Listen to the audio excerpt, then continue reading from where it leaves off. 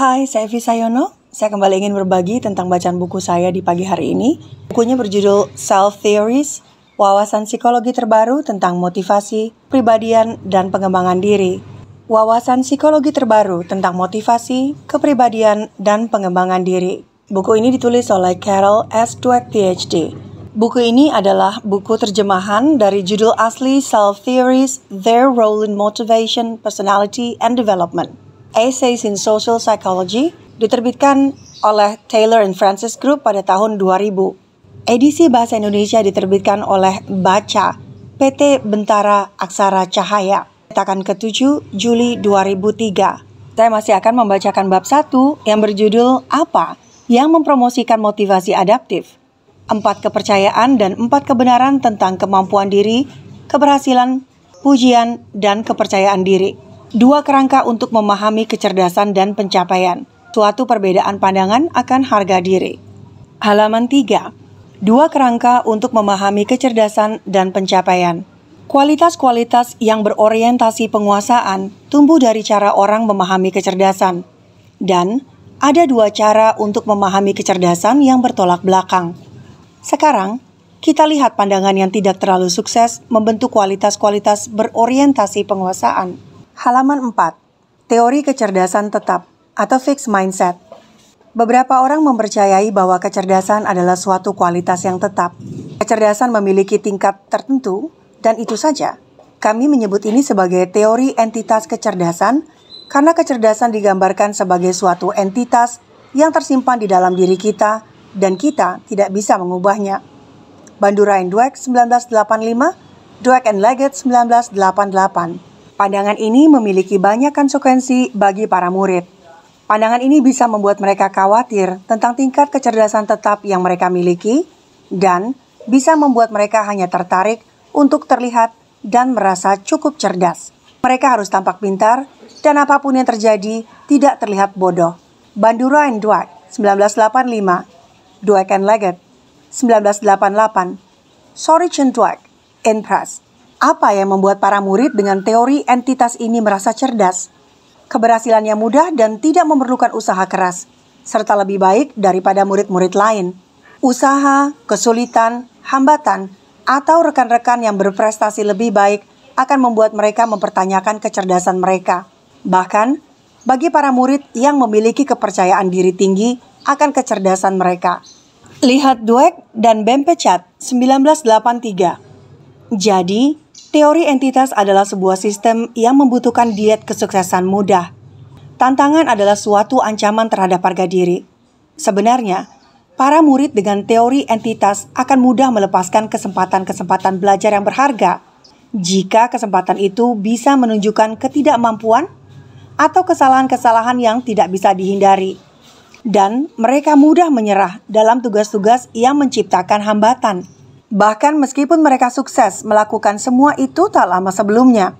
Bandura & Dweck 1985, Hong, Chiu, Dweck & Lin 1998, Leggett 1985, Mueller & Dweck 1998, Sorich & Dweck, Impress, Stone 1998, C.F. Diener & Dweck 1978, Elliott & Dweck 1988. Halaman 5.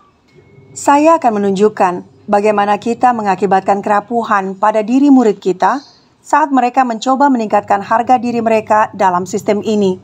Penghargaan tinggi yang kita berikan terhadap kesuksesan mereka, juga pujian akan kecerdasan yang kita curahkan pada mereka, tidak mendukung mentalitas gigih dan tangguh. Yang dihasilkan hanyalah terbentuknya teori entitas, keinginan berlebih untuk tampak pintar, rasa sebal terhadap tantangan, dan penurunan kemampuan untuk menghadapi hambatan. Dweck 1975, Kamins & Dweck, Impress, Mueller & Dweck 1998. Apa alternatifnya? Teori kecerdasan berubah. Ini kalau dalam buku edisi bahasa Inggrisnya disebutnya growth mindset. Teori kecerdasan berubah. Orang lain memiliki definisi yang sangat berbeda tentang kecerdasan. Bagi mereka, kecerdasan bukan suatu kualitas tetap yang mereka miliki begitu saja, tetapi sesuatu yang bisa ditingkatkan melalui pembelajaran. Kami menyebut ini sebagai teori inkremental kecerdasan, sebab kecerdasan digambarkan sebagai sesuatu yang bisa meningkat karena usaha seseorang.